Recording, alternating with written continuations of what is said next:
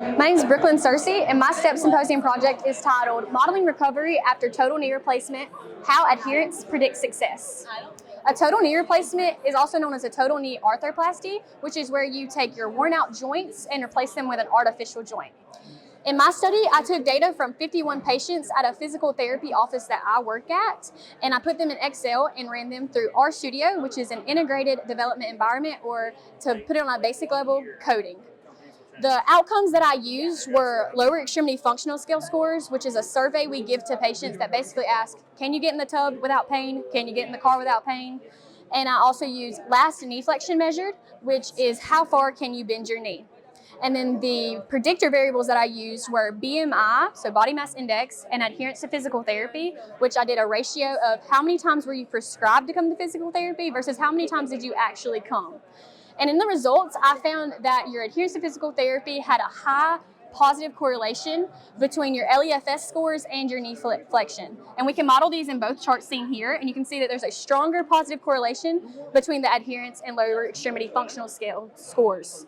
I also did a t-test to compare the means of two groups. My two groups were those who finished their plan of care versus those who did not finish their plan of care. And I found that there was an average increase in their lower extremity functional scale scores of 37.5 of those who did finish their plan of cares, and the mean increase for those who did not finish their plan of cares was 28.22, showing about a 9-point difference between the two. And then I also, lastly, ran a logistic regression. A logistic regression is basically you have an outcome that has binomial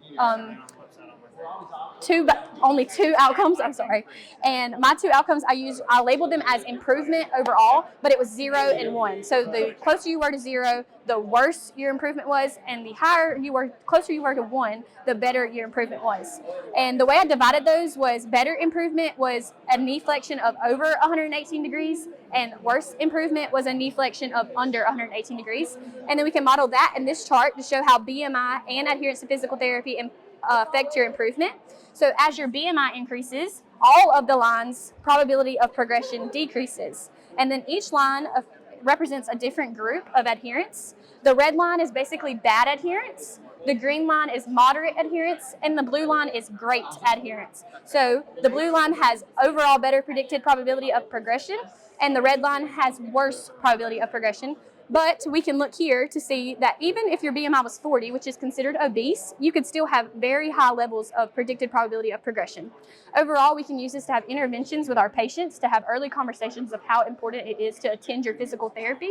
And then lastly, I did a little real-life model. I used a BMI of 28.8 and an adherence of 78% and found that they would have an 88% chance of achieving optimal knee flexion.